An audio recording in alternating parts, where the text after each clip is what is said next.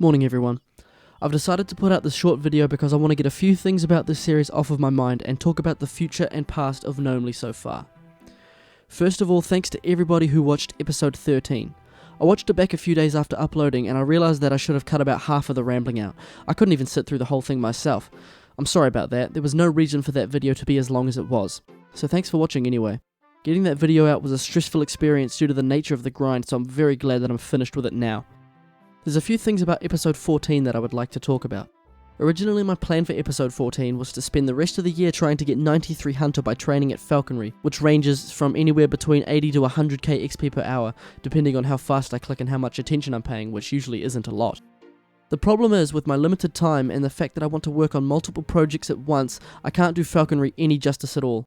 The clicking is endless with Falconry, and I need something more AFK if I want to play leagues and work on my project, while also progressing on GNOMELY at the same time.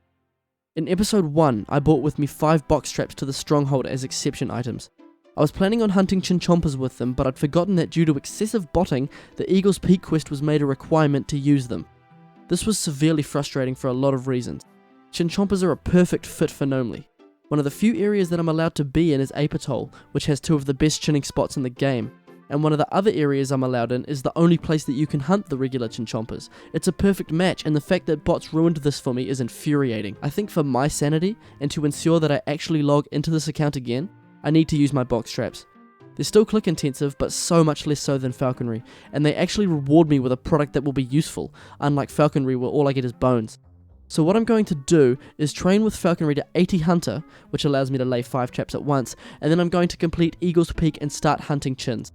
It's something I just need to do if I ever want to make a GNOMELY video again. I can't do Falconry to 93 Hunter. I won't be fully completing Eagle's Peak. Going right to the end of the quest and then stopping there should allow me to use box traps, foregoing the quest point and Hunter XP rewards that I don't want.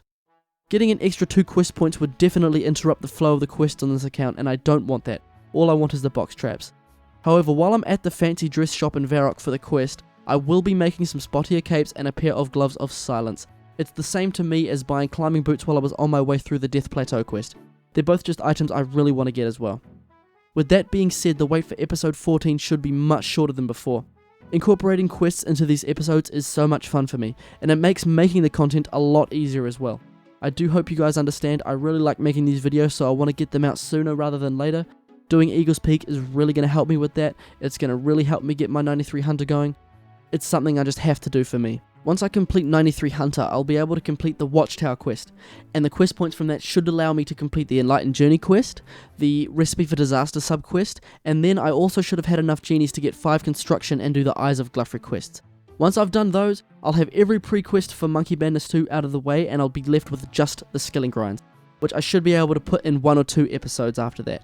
I'm hoping to have Monkey Madness 2 done before episode 20, and I want to have that done around early to mid next year, because I want to move on from GNOMELY despite the fact that I'm having so much fun playing it now.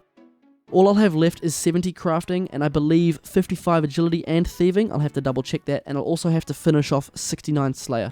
So those are going to take a while. The 70 crafting grind is really going to be the worst part of that, and I want 64 magic to help me with that grind. I think it'll make crafting faster to do glass blowing with the Ape Atoll teleport. I'll work that out when I get there. Thanks for understanding, and thanks for watching.